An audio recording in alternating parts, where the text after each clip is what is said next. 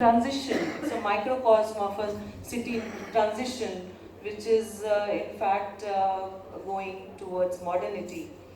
If we start our presentation, that's the cover of the book. That's it. Can I have that?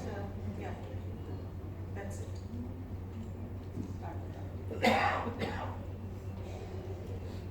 Now, but apart from all these influences, what is real Lucknow? Like the city of Nawabs, the city of palaces and gardens.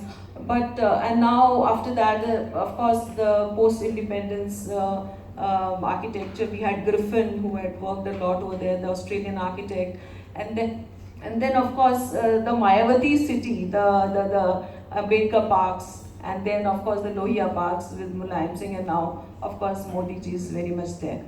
So what is Lucknow? How do we really have the real Lucknow in our minds?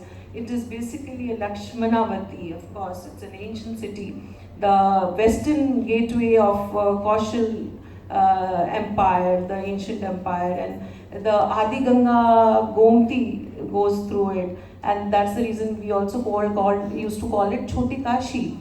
And now, of course, it has Kondalimshi's ashram, and the remains of Sunga period and Kushana period were found. So, and Lord Lakshmana was supposed to be the founder of the city. So this was the real Lucknow, which afterwards became the city of Nawabs, and these days the city of Yogi and Mayavatis and of course Akhilesh. So these were some other books which I had authored. In fact, being the convener of Intact Lucknow chapter, I had been working on intangible heritage of Lucknow as well, and the listing of heritage buildings of Lucknow. Around 150 buildings have been listed by us. And after that, the Sham-e Awad by Bloomsbury was published, and this is another book which was launched by the governor Sri Ram Naik last year. So we are going to talk a little bit about that. In fact, this book has a concept of heritage walks, and of course, now what is a city? What is the city's true identity? Is it marketplaces, or say the streets, the buildings, or the way of life the city offers to its people, how the inhabitants and the visitors, they enjoy life in that city. So actually the city is all encompassing these various elements, and that makes the true character of a city.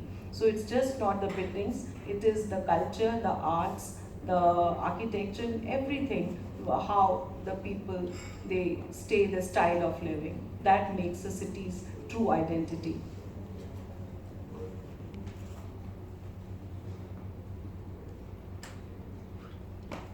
So, of course, when now the development of the Lucknow city, it started with the court of Awadh, which used to be one Suba of the Mughals. The capital shifted from Faizabad to Lucknow, and it was around 1775. And the young Asafuddaulah, Nawab Asafuddaulah, he started building around the river Gomti, the Asfi Imambara, very well known, like more popularly known as Bhul Bhulaiya in this in the Indian subcontinent. And of course, this great Imambara, which we call it, is where it is not actually a tomb, but of course his wives are buried there. But it is basically a congregation space of all the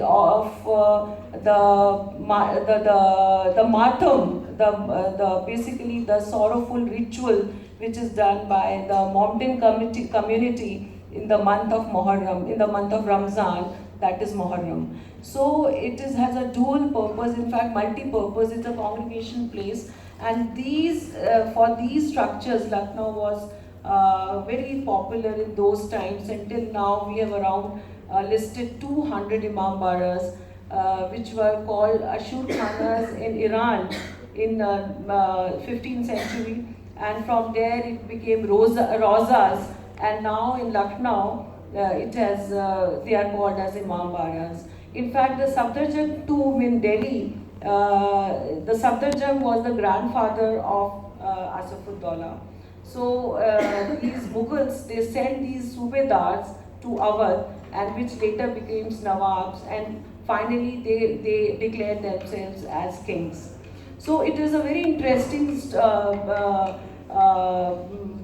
of pull of power between the Britishers, the Nawabs, and the real Indianness, which took a beating at that stage. So how could the Indianness survive over all these forces which came into sort of enactment during that period? That's what makes the Lucknow fascinates us, and it really surprises us. Now, what was happening during that time, that the Delhi was declining during the as the Mughals were sort of wrapping up from the capital city. The artists, the artisans, the craftsperson, they were fleeing. The poets, the writers, and it was under the patronage of Nawabs of Lucknow. They all assembled in Lucknow, and that made the city an overwhelming, beautiful city, which still remains as such to a greater extent. Now, this gentleman, the Claude Martin, he has a lot of contribution to the city of Lucknow's skyline, and he was a Frenchman. He was a surveyor and a contractor, which was introduced by Antoine Paulier, who was in the court of Shujauddaulah, the Asafuddaullah's father, and he made some wonderful buildings, the